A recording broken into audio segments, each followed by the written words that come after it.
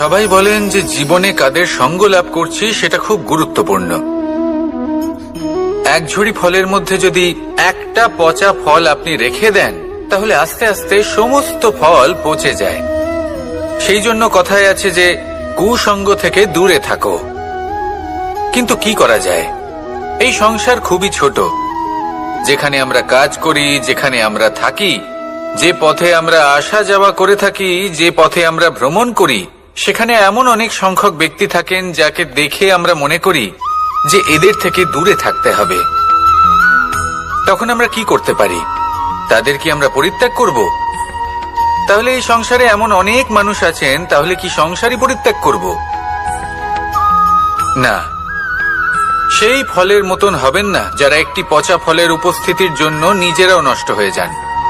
বরং হয়ে উঠুন চন্দন বৃক্ষের মতন, যেটা আসলে সাপেদের বাসস্থান, যেখানে অনেক সংখ্যক অত্যন্ত ভয়ানক বিষধর সাপ থাকে। তারপরেও এই চন্দন, সে কিন্তু নিজের শ্রেষ্ঠত্ব হারায় না। এর মূল্য কিন্তু সেই একই থাকে। মনে রাখবেন, এই সংসারে নিজের সঙ্গ বদলানোর পূর্বে নিজেকে বদলান। নিজেকে কিছুটা এমন ভাবে গড়ে তুলুন যে কেউ আসুক না কেন সে যেন আপনাকে বিভ্রান্ত বা দূষিত না করতে পারে। আসুন আমার সাথে ভালোবেসে বলুন, রাধা রাধা। মানুষ জীবনে অনেক ধরনের সুখ লাভ করে, অর্থ সুখ, পরিবারের সুখ, বৈভবের সুখ। কিন্তু এমন একটা সুখ আছে যা বেশিরভাগ মানুষকে প্রভাবিত করে, কিন্তু সেই সুখ তাদের কোনো প্রয়োজনই নেই। সেটা হলো পরনিন্দা সুখ। অর্থাৎ এমন কোনো ব্যক্তিকে নিয়ে নিন্দা করা, তার প্রতি অনুচিত শব্দ প্রয়োগ করা, কারণ সেই ব্যক্তিকে আপনি পছন্দ করেন না। আর এমন অনেক মানুষ আছেন যারা এই কাজ করে খুব আনন্দ লাভ করেন, যেটা করা উচিত নয়। কারণ এতে আপনার সময়, আপনার ঊর্জা, আপনার নিজের অন্তরের ইতিবাচক শক্তি আপনি নষ্ট করে ফেলছেন। আর এই সব কিছুই আপনার প্রয়োজন আছে। যাদেরকে আপনার পছন্দ নয় সেই ব্যক্তির বিষয়ে কথাই বলবেন না। সেই সব ব্যক্তির দিকে মনোনিবেশ করুন যাদের আপনি ভালোবাসেন। সেই সব কাজে মন দিন যেগুলো আপনার ভালো লাগে। সেই বস্তুর দিকে নজর দিন যেগুলো আপনার প্রিয়, নিজের লক্ষ্যের দিকে, এই সব কিছুর দিকে নয়। এমনটা করলে আপনার জীবনে আপনি সেই সব বস্তুর দিকে নজর দিতে পারবেন যারা প্রকৃত অর্থে আপনার জীবন আরো শ্রেষ্ঠ করে তোলে। এমনটাই করুন, জীবন আরো অনেক বেশি সুন্দর হয়ে উঠবে। আর তখন এই মন প্রসন্ন হয়ে বলবে, রাধা রাধা। প্রত্যেক মানুষ নিজের জীবনে দুঃখ অনুভব করেন। প্রত্যেকের দুঃখ আলাদা হতে পারে। কারোর মনে এই দুঃখ থাকে যে সে তার বাবা মায়ের সব ইচ্ছে পূরণ করতে পারেননি। কেউ এটা ভেবে দুঃখ পান যে সে চিরকাল সদাচার করেছেন, সৎকর্ম করেছেন, কিন্তু তাও তাকে দুরাচারী বলে মনে করা হয়। কেউ এটা ভেবেও দুঃখ পান যে তার সামনে যে ব্যক্তি রয়েছেন তার চোখে তিনি শত্রু হয়ে উঠেছেন বা দুষ্ট হয়ে উঠেছেন, যেখানে তিনি হয়তো কোনো অনুচিত কাজই করেননি। এবার এই সমস্ত বিষয় নিয়ে ভেবে নিজের ব্যক্তিত্ব নিয়ে সন্দেহ প্রকাশ করবেন না। যদি নিজের ব্যক্তিত্ব নিয়ে কোনো সন্দেহ থেকে থাকে তাহলে কর্ম সংক্রান্ত প্রশ্ন করুন যে আপনি যা করেছেন তাতে কি উচিত ছিল, কি অনুচিত ছিল। যেটা প্রয়োজন সেটা এটা বোঝার যে আপনার অন্তর্মন, আপনার বিবেক আপনাকে কি বলছে। আর আপনার অন্তর্মন আর আপনার বিবেক আপনাকে যেটা করতে বলবে শুধু সেটাই করুন। আর তারপরে এই সংসার কি বলবে, কি ভাববে সেসব নিয়ে ভাবতে যাবেন না। কারণ এই সংসার তো ঈশ্বরকেও প্রশ্ন করে থাকে, ঈশ্বরকেও দোষী মনে করে। কখনো কখনো যখন কোনো ঘটনা মানুষের ইচ্ছা অনুযায়ী ঘটে না, তখন মানুষ এটা বলে যে হে ঈশ্বর, আপনি আমার পাশে থাকলেন না, আপনি বড়ই কঠোর, এটা আপনার দোষ। যেখানে বেশিরভাগ সময় হয়তো সে নিজেই নিজের কর্মফল ভোগ করছে। আর কখনো কখনো ঈশ্বর হয়তো তার জন্য আরো ভালো কোনো পরিকল্পনা করে রেখেছেন, কিন্তু মানুষ সেটা বুঝতে পারে না। তাই দিনের শেষে যেটা প্রয়োজন সেটা হলো নিজের মনের কথা বুঝতে হবে। আপনার বিবেক কি বলছে শুধু সেটাই করুন আর সামনে এগোতে থাকুন। আমার সাথে ভালোবেসে বলুন, রাধা রাধা। আজ আমরা আবার সাফল্য আর অসফলতার বিষয়ে কথা বলবো।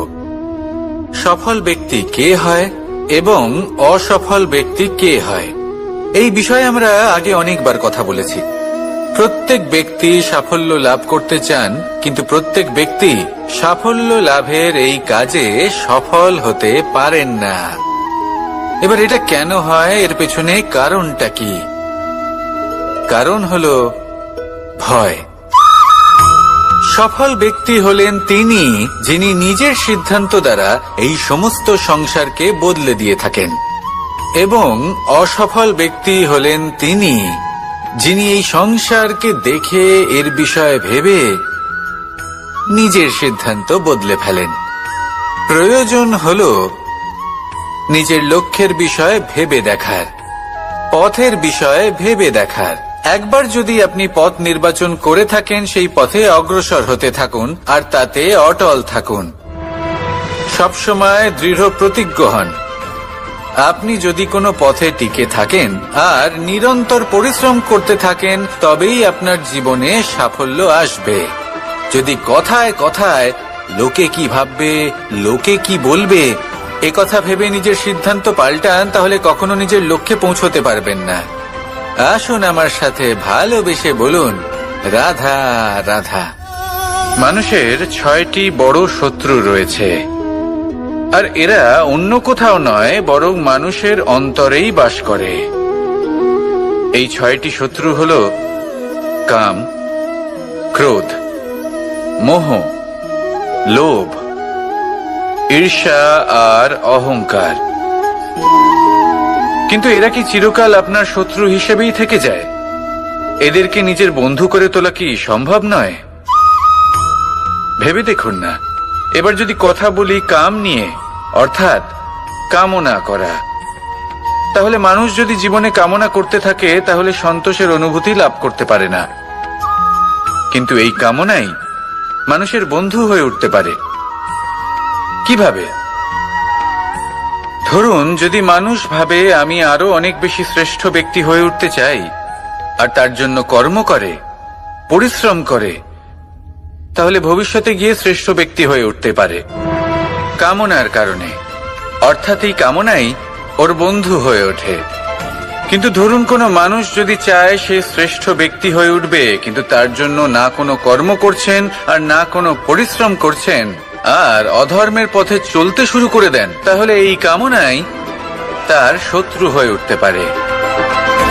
এবার যদি এই কামনাকে নিজের বন্ধু করে তুলতে হয়, তাহলে নিজের নির্বাচনে বিচক্ষণ হতে হবে, নিজের মস্তিষ্কের ওপর নিয়ন্ত্রণ রাখতে শিখতে হবে।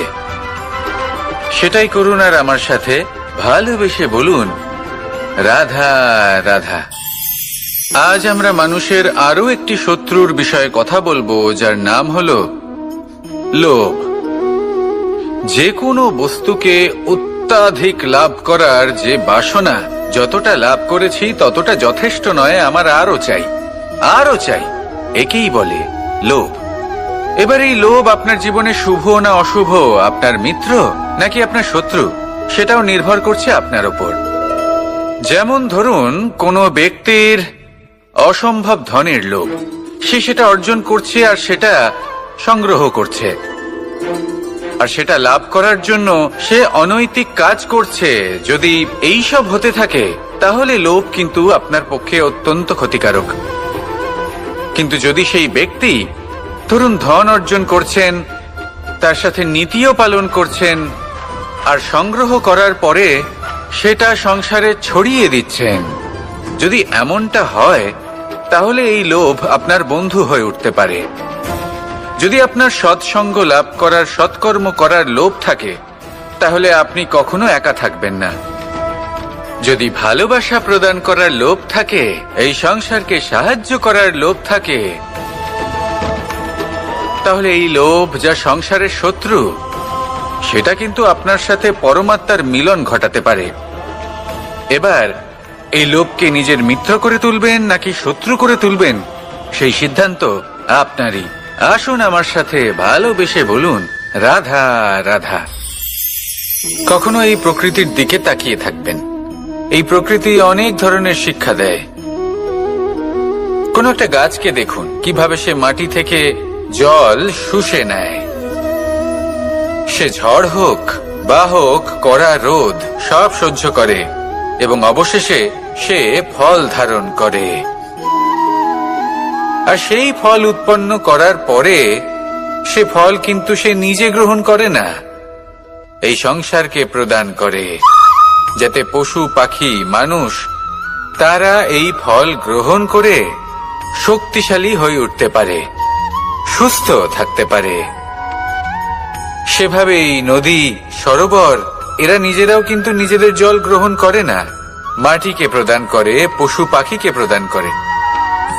সূর্য নিজেও নিজের জন্য প্রজ্বলিত হয় না, সে প্রকাশ ছড়িয়ে দিতে চায় আমাদের সবার কাছে, সে আলো পৌঁছে দিতে চায়। এই প্রত্যেকের কর্মে পরমার্থ নিহিত আছে, আর সেই জন্যই এদের সকলকে পুজো করা হয়। তাই মনে রাখবেন, আপনার কাছে জীবন যাপনের অতিরিক্ত যা কিছুই আছে তা পরমার্থের জন্য।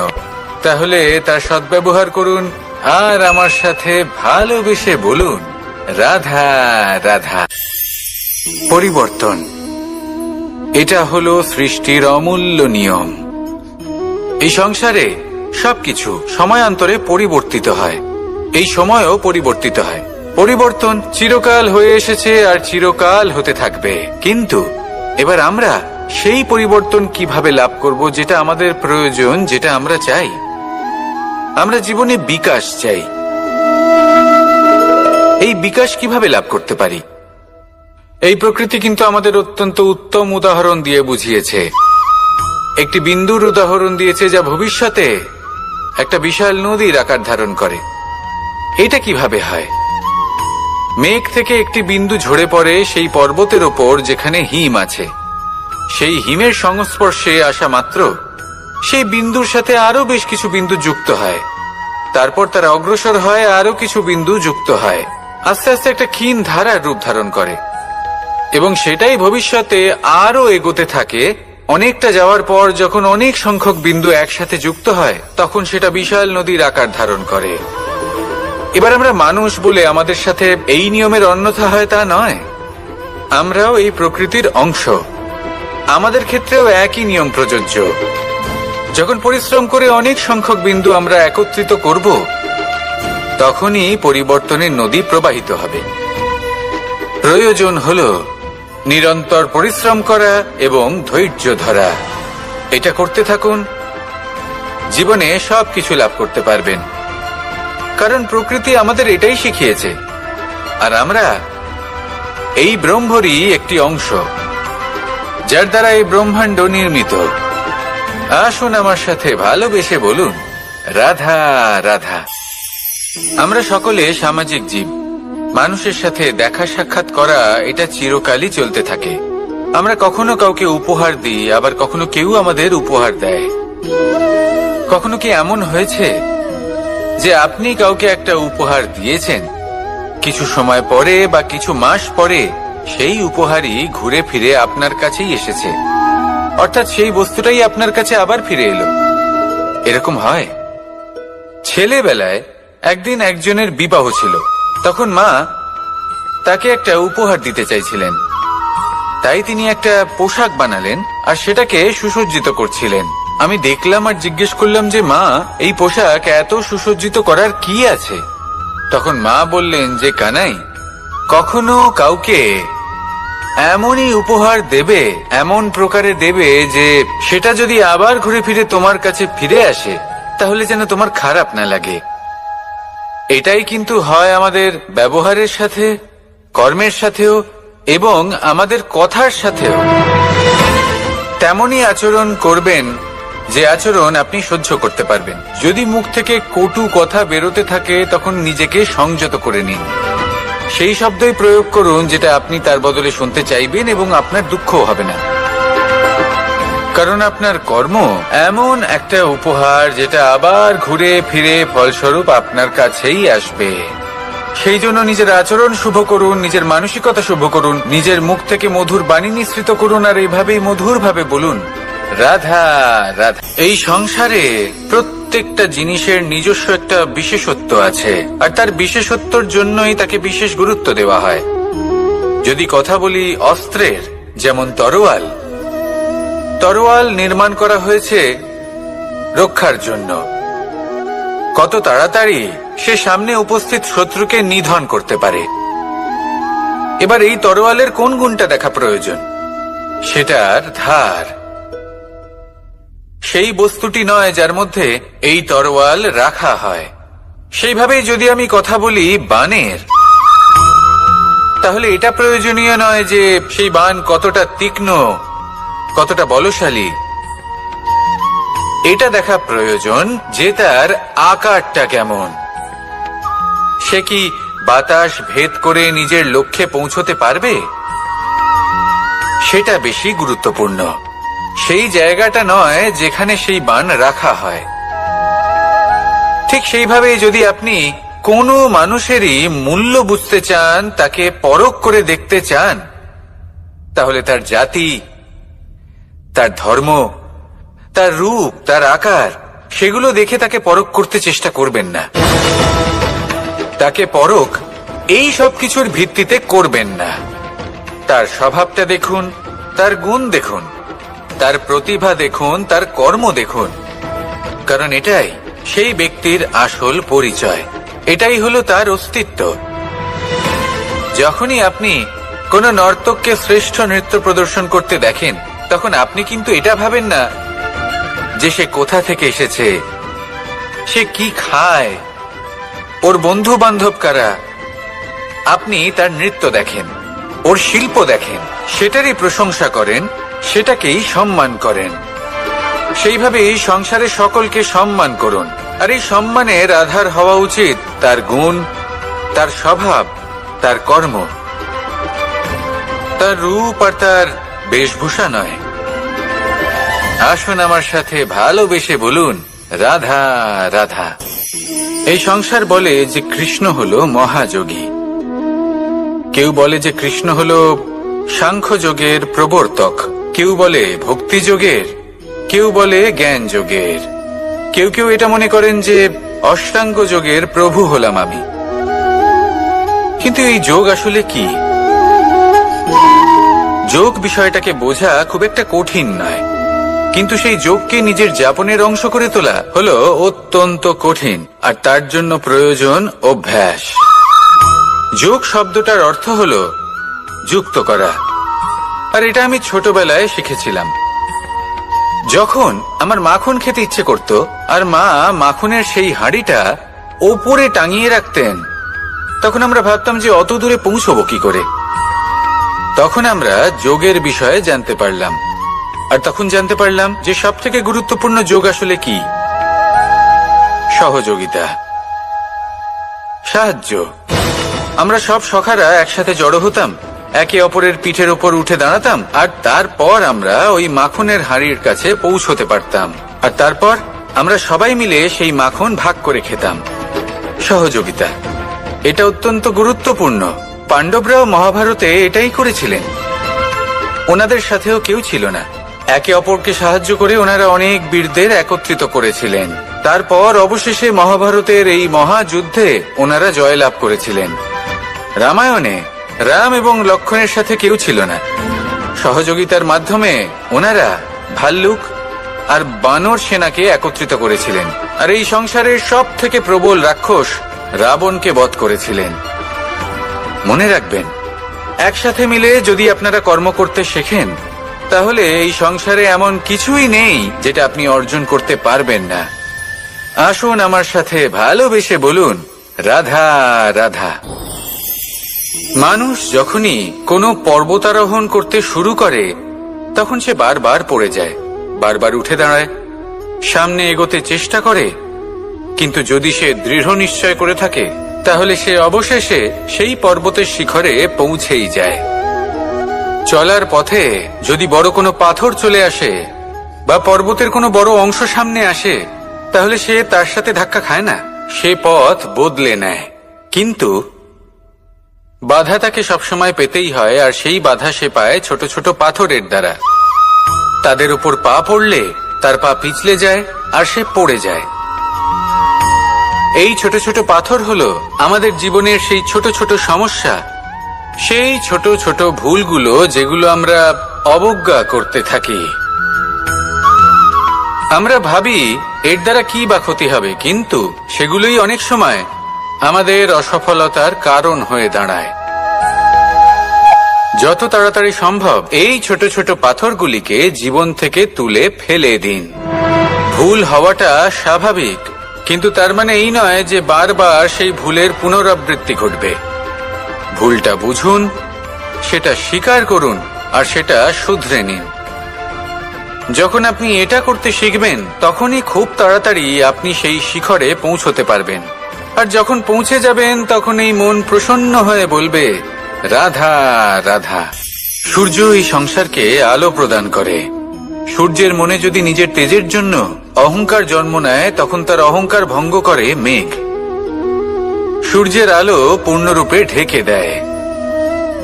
মেঘের মনে যদি নিজের গতি নিয়ে অহংবোধ জন্ম নেয়, তাহলে মেঘের অহংকার ভঙ্গ করে পর্বত। মেঘের গতি অবরুদ্ধ করে দেয়। এবার যদি পর্বত নিজের নিশ্চলতা নিয়ে অহংকার করে, তাহলে সেই অহংবোধ ভঙ্গ করে একটি মূষক। সেই বিশাল পর্বতে একটি ছিদ্র করে দেয়। এবার যদি মূষকের নিজের মনে অহংবোধ জন্ম নেয়, তাহলে জল তার অভিমান ভঙ্গ করে, সেই ছিদ্র দিয়ে প্রবেশ করে। আর যদি জলের মনে অহংবোধ জন্ম নেয়, তখন মানুষ বাঁধ নির্মাণ করে তার গতিপথ রুদ্ধ করে, জলের অহংকার ভঙ্গ করে। আর যদি মানুষের মনে অহংকার জন্ম নেয়, তখন সূর্য নিজের তাপ দ্বারা মানুষের অহংকার ভঙ্গ করে। এই সংসারে অহংকার প্রদর্শন করার কোনো প্রয়োজন নেই। আমাদের সবার মধ্যেই কিছু বিশেষ গুণ আছে, আর সবার মধ্যে কোনো না কোনো দোষও আছে। এই প্রকৃতি আমাদের কি শিক্ষা দেয়? কেউ একে অপরের সাথে লড়াই করে না, একে অপরের জন্য বাধা সৃষ্টি করে না, শুধু নিজের কর্ম করে। সূর্য নিজের প্রকাশ দ্বারা বনস্পতি এবং গাছপালাকে জন্ম দেয়। মেঘ বর্ষা সৃষ্টি করে লুপ্ত হয়ে যায়, আবার নির্মিত হয়। পর্বতের সেই নিশ্চলতা সেই বর্ষাকে একটা দিশা প্রদান করে, আর তারপরে তা ধারা হয়ে প্রবাহিত হয়ে যায়। এইসব কি? এইসব একটা সম্পর্ক, একটা চক্রের মতো। সবাই একসাথে নিজের কর্ম করে, তাই এই চক্র আবর্তিত হয়। এটা আমাদেরও করতে হবে, একসাথে মিলে কাজ করতে হবে। কারোর জন্য বাধা হয়ে উঠলে হবে না, কাউকে ছোট মনে করলে হবে না। এটাই করতে থাকুন, সবাই মিলেমিশে কর্ম করুন। প্রকৃতি আমাদের এই শিক্ষাই দেয়। আসুন আমার সাথে ভালোবেসে বলুন, রাধা রাধা। আপনি কখনো পলাশ ফুল দেখেছেন? কি সুন্দর দেখতে, লাল রক্তবর্ণ, উজ্জ্বল, কিন্তু এতে কোনো সুগন্ধ নেই। সেই জন্য ওকে শুধু চোখ ভরে দেখতে ইচ্ছে করে। দেখবেন তাকে কিন্তু পুজোতে ব্যবহার করা হয় না, এই ফুল দিয়ে মালা বানানো হয় না। সেরকমই আমাদের জীবনে এমন অনেক ব্যক্তি রয়েছেন যাদেরকে সম্মান অর্জন করতে হয়। যদি আপনি কোনো উচ্চ বংশে জন্ম নিয়ে থাকেন এবং আপনার কাছে সবকিছু থাকে, ধন ঐশ্বর্য থাকে, সবকিছু আপনি আগে থেকেই পেয়ে গেছেন, তাও কিন্তু এই সংসার আপনাকে সম্মান দেবে না। ততক্ষণ পর্যন্ত দেবে না যতক্ষণ না আপনি নিজের অন্তরে গুণ জাগ্রত করছেন, শ্রেষ্ঠ কর্ম করছেন, নিজের অন্তরে ইতিবাচক মনোভাবের এই সুবাস জাগ্রত করছেন। যদি এসব কিছু করেন, তাহলেই এই সংসার আপনাকে সম্মান দেবে। এবার এটা আপনার উপরে নির্ভরশীল যে আপনি কি পলাশ ফুলের মতো হতে চান, নাকি অন্য কোনো ফুল হয়ে উঠতে চান যার সুবাস আছে, যে নিজের সুবাস এই সারা পৃথিবীতে ছড়িয়ে দেয়। আসুন আমার সাথে ভালোবেসে বলুন, রাধা রাধা। সংসারে এমন অনেক ব্যক্তি আছেন যারা নিজেদের প্রসন্নতার জন্য স্বার্থপরতার সীমা পার করে যেতে পারেন। নিজে সুখ লাভ করার জন্য অন্যকে দুঃখ দিতে পারেন। ওনাদের কারোর প্রতি কোনো টান নেই, না সমাজের প্রতি, না আপনজনদের প্রতি, না ঈশ্বরের প্রতি। এবার দেখুন, মানুষ যদি কাউকে ভয় নাও পায়, তাও নিজের কর্মের কথা মনে করে অবশ্যই ভয় পাওয়া উচিত।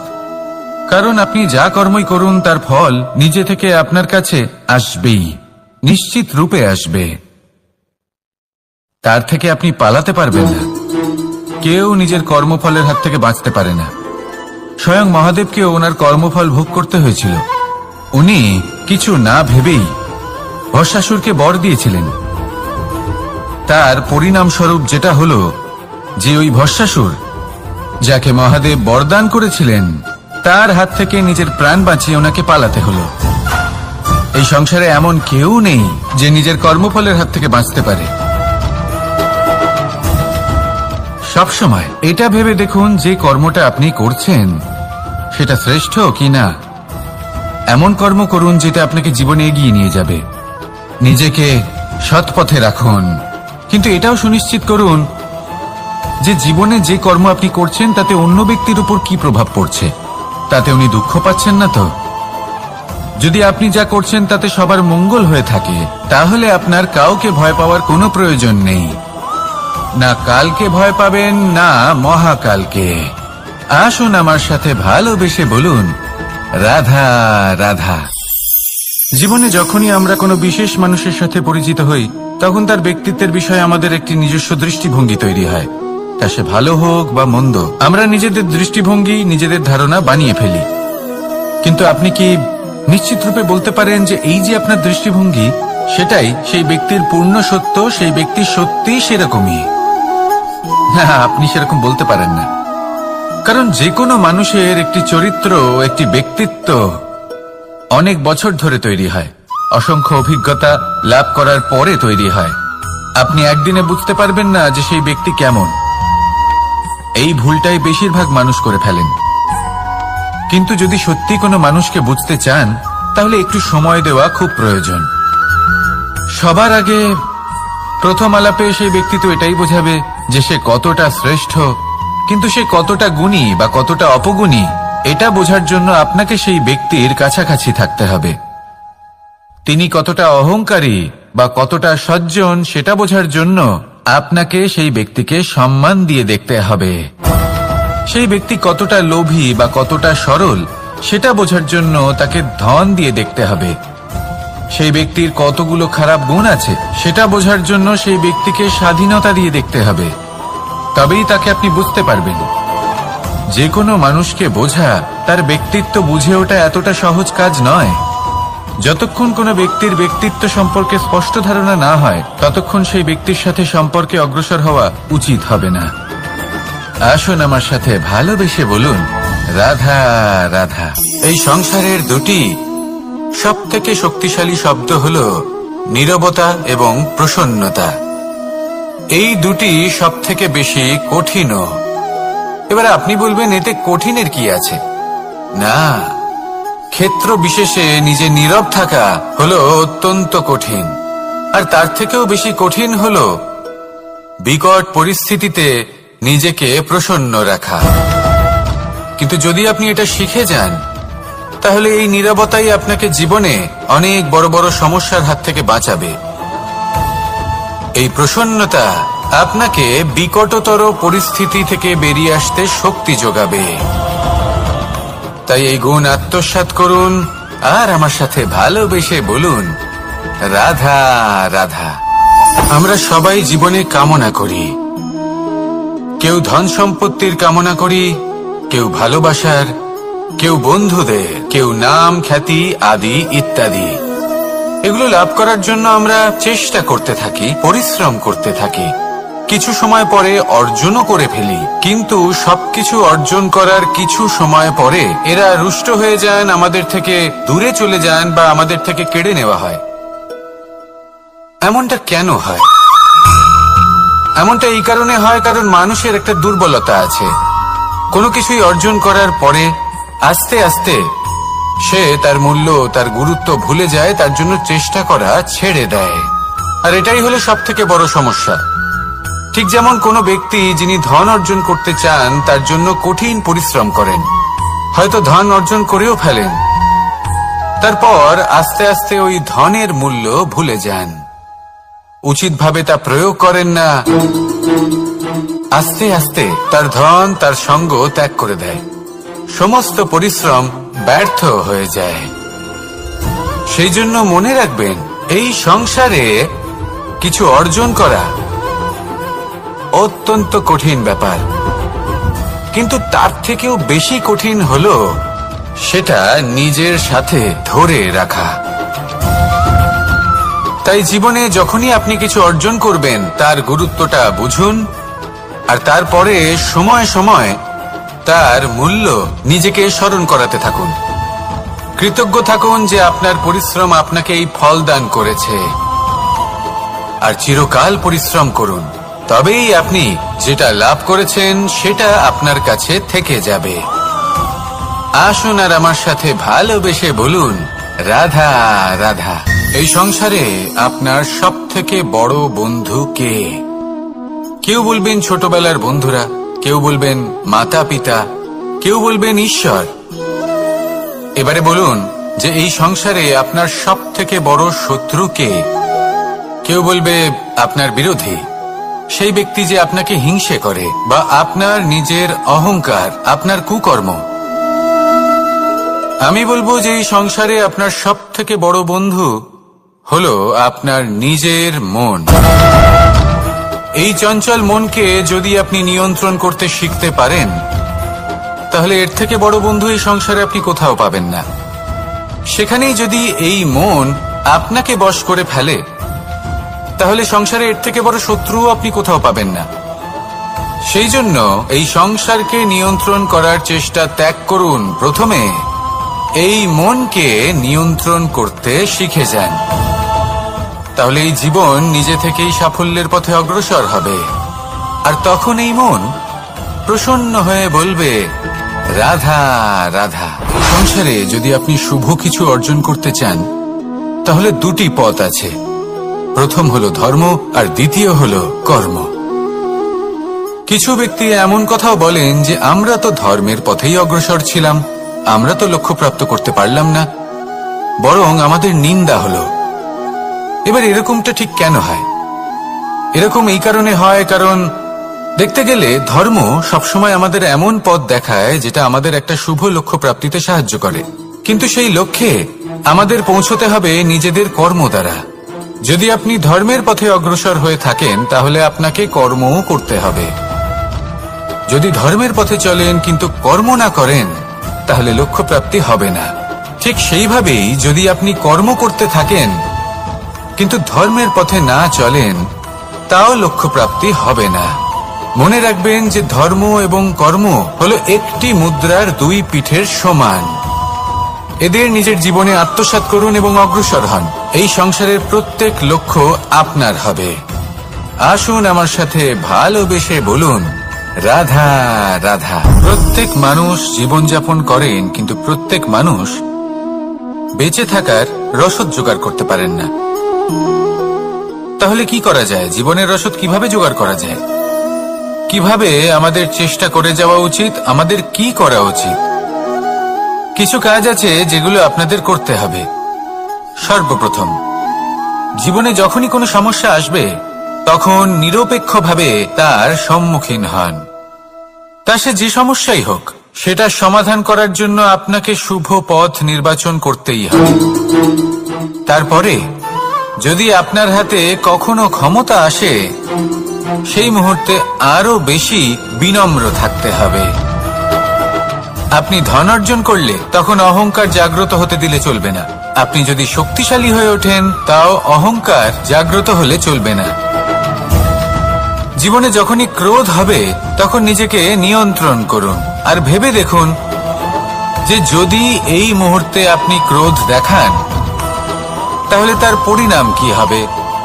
এর ফলে কি কিছু শুভ ঘটনা ঘটবে নাকি অশুভ কিছু ঘটবে?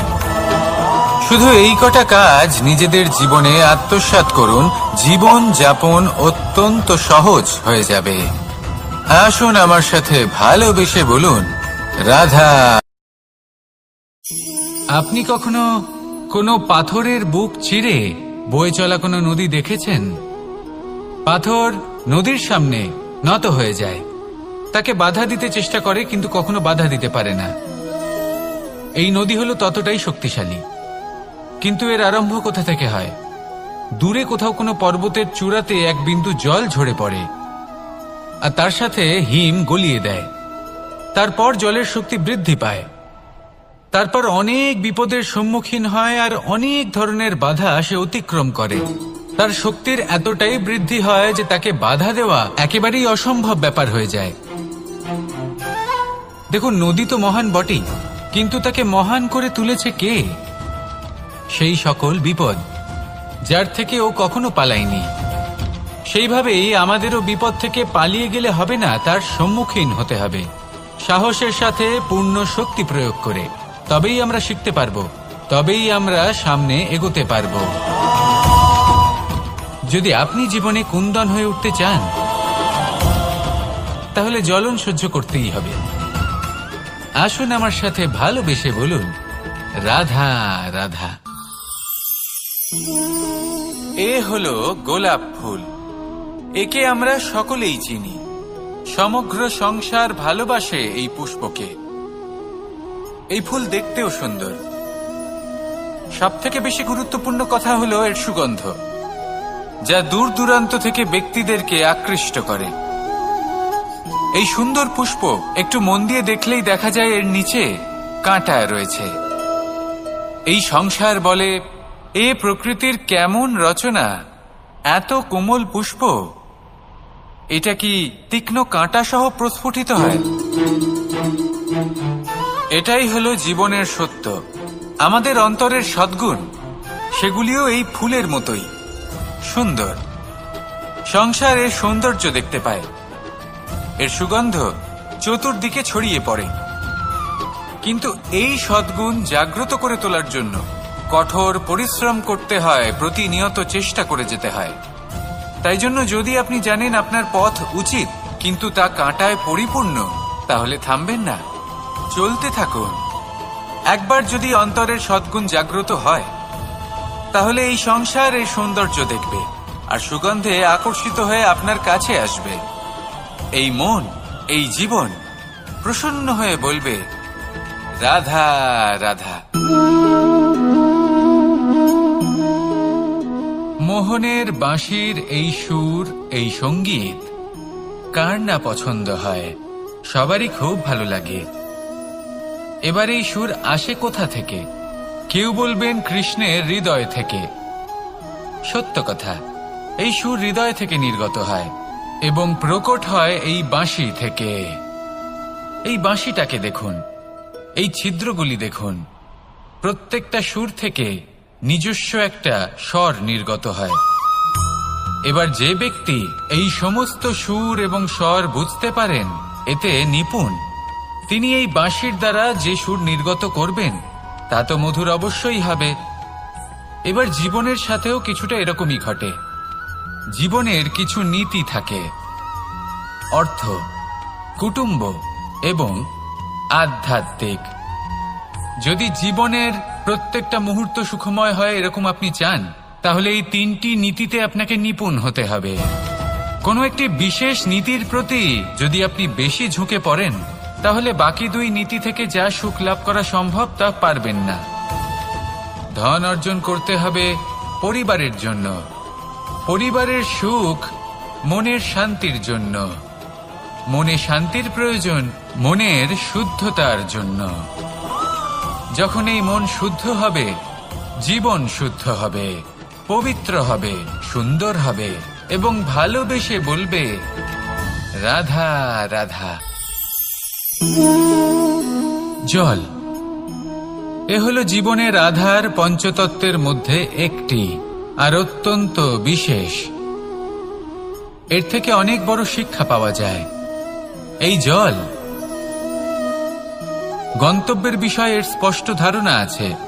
ও জানে ওর লক্ষ্য কি, আর প্রয়াস করে ততদূর সে পৌঁছেও যায়। এটি পর্বত থেকে বয়ে নিচে নেমে আসে, নদীর সাথে সমাহিত হয়ে তার সাথে বয়ে চলে, চিরসবুজ বনানী গড়ে তোলে, প্রাণীদের তৃষ্ণা নিবারণ করে, সামনে এগিয়ে চলে, মানুষের সাথে মিলিত হয়। যারা একে বাঁধের মধ্যে বেঁধে রাখতে চেষ্টা করে, সে বন্দি দশাতেও থেকে যায়, মানুষের কল্যাণ করে। তারপর বাঁধ থেকে মুক্তি পেয়ে এগিয়ে চলে। কোথাও ধাক্কা খায়, কোথাও বাধা পড়ে, কোথাও যদি পথ খুঁজে না পায় তাহলে পথ খুঁজেই নেয়, আর যেখানে পথ থাকে না সেখানে পথ বানিয়ে নেয়, আর শেষ পর্যন্ত নিজের লক্ষ্যে পৌঁছেই যায়, অর্থাৎ সমুদ্রে গিয়ে সমাহিত হয়ে যায়। আমাদেরও কিছুটা এরকমই হয়ে উঠতে হবে। যেখানেই যাবেন সকলের কল্যাণ করুন, সামনে এগোন। আপনি কোথাও পড়ে গেলে, ধাক্কা খেলে আঘাত লাগবেই, উত্থান পতন লেগেই থাকে। সামনে এগোতে থাকুন। কোথাও পথ না পেলে তা খুঁজে নিন, কোথাও পথ না থাকলে তা বানিয়ে নিন। নিজের গন্তব্যের কথা সবসময় মনে রাখুন। শেষ পর্যন্ত নিজের মোক্ষ লাভ আপনি অবশ্যই করবেন। আর আমার সাথে ভালোবেসে বলুন, রাধা রাধা। জীবনের প্রত্যেক মুহূর্ত আমাদের কিছু না কিছু শিক্ষা দেয়, নির্ভর করছে আমাদের দৃষ্টিভঙ্গির উপর। যেমন নদী হলো আমার অত্যন্ত প্রিয়। নদীতে ভ্রমণ করতে আমার খুব ভালো লাগে। কি বলেন? নদীতে সবসময় নতুন কিছু থাকে, ও পুরনো কিছুই নিয়ে বসে থাকে না। সবসময় প্রবাহমান, কখনো থামে না। ততক্ষণ থামে না যতক্ষণ না সাগরে গিয়ে সমাহিত হচ্ছে। ঠিক এইভাবেই আমাদেরও উচিত নিজের জীবন অতিবাহিত করা, নদীর মতো। প্রত্যেক মুহূর্ত নতুন, তাই সেইভাবেই জীবন যাপন করুন। পুরনো কিছুই একত্রিত করে রাখবেন না, বিগত স্মৃতির মাঝে নিজেকে হারিয়ে ফেলবেন না। এই যে বর্তমান, এই যে মুহূর্ত, সেটাই হলো সর্বশ্রেষ্ঠ। এর মাঝেই জীবন যাপন করুন। নদীর মতো প্রবাহমান হতে শিখুন। আপনি শিখে গেলে তাহলে মনে রাখবেন, আমার আপনার মাঝে বিচরণ করতে বড়ই ভালো লাগবে। যে ব্যক্তি আনন্দের সাথে জীবনের প্রত্যেকটা মুহূর্ত অতিবাহিত করে, কোনো চিন্তা ছাড়াই প্রবাহমান হয়, কখনোই থামে না, যতক্ষণ না মুক্তি লাভ করছেন, এমন ব্যক্তির মধ্যেই রাধাকৃষ্ণ বসবাস করেন। তাহলে আসুন আমার সাথে ভালোবেসে বলুন, রাধা রাধা।